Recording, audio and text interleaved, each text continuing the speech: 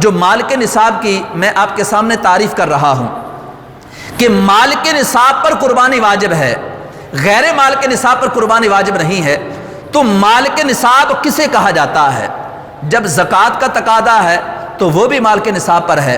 فطرے کا تقاضا ہے تو وہ بھی مال کے نصاب ہے، اور کتنا مال ہو تو اس پر قربانی واجب ہے۔ یاد رہے، مال کے نصاب بننے کے لیے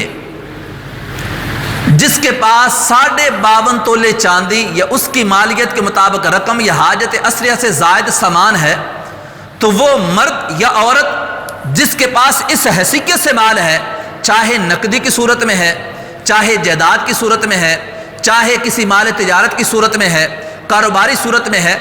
کسی اعتبار سے اس کے پاس اتنا مال ہے جو اس کی اپنی ملکیت ہے، اور اپنا جو مال ہے وہ اتنا بچ جاتا ہے کہ کسی کا قرض بھی ہے تو قرض دینے کے باوجود بھی اس کے پاس 52.5 تولے چاندی کی مالیت کے مطابق اس کے پاس نقدی ہے یا مال تجارت ہے، اگر کسی کے پاس اتنا مال ہے تو اس کو مال کے نصاب کہا جاتا ہے۔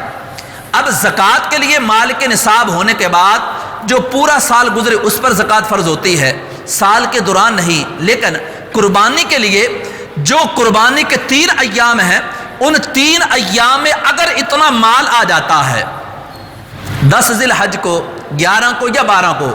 پہلے مال کے نصاب نہیں تھا لیکن قربانی کے ایام میں اس کے پاس اتنا مال آ جاتا ہے، اتنی نقدی آ جاتی ہے، اتنا مال تجارت آ جاتا ہے کہ جس کی بنا پر اس کی قیمت 52.5 تولے چاندی کی مالیت سے بڑھ جائے یا اس کے برابر پہنچ جائے تو اب اس پر قربانی واجب ہو جائے گی۔ اب یہاں پر میں مزید مسئلے کو آسان کر دیتا ہوں۔ ایک بندہ اس کے پاس کوئی اور نصاب نہیں تھا، نہ ہی مال تجارت تھا، نہ ہی نقدی تھی، کچھ اور نہیں تھا،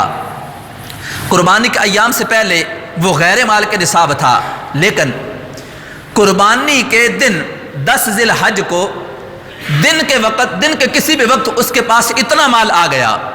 جس کی مالیت 52.5 تولے چاندی کی مالیت کو پہنچ جاتی ہے۔ اب جب مال آیا، یہ مال اس کا اپنی ملکیت میں ہے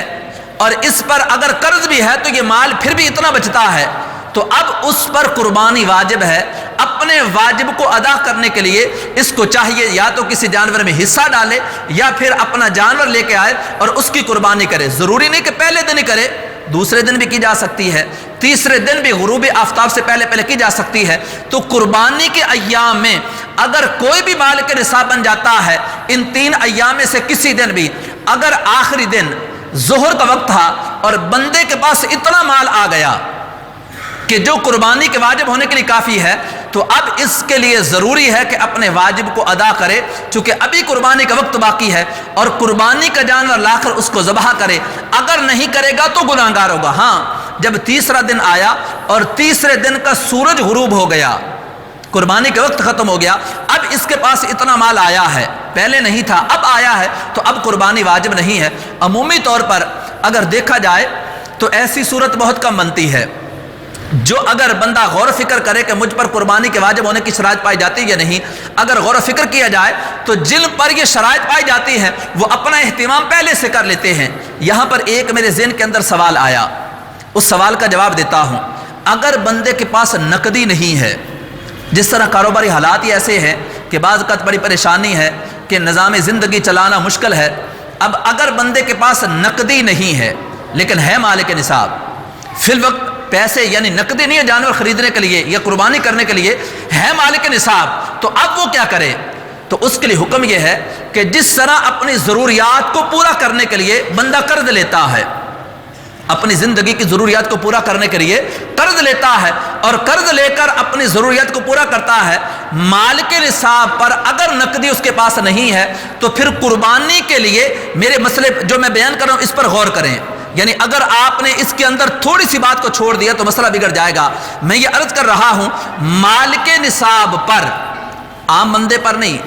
مال کے نصاب پر اگر اس کے پاس نقدی نہیں ہے نقد پیسے نہیں ہیں لیکن ہے مال کے نصاب، تو وہ قربانی کرنا چاہتا ہے تو مال کے نصاب پر ضروری ہے کہ قربانی کے واجب کو ادا کرنے کے لیے وہ کسی سے قرض لے، اور قرض لے کر قربانی کرے گا تو ایسی صورت میں اس کی قربانی ہو جائے گی۔ قرض لینے کی بنا پر قربانی میں کوئی حرج واقعہ نہیں ہوگا، بلکہ اس حدیث کریمہ پہ عمل کرتے ہوئے افضل العبادت احمدها، عبادتوں میں افضل عبادت وہ ہے جس میں تکلیف زیادہ ہو۔ اب اگر اپنی ذاتی ضرورت کے لیے کرتا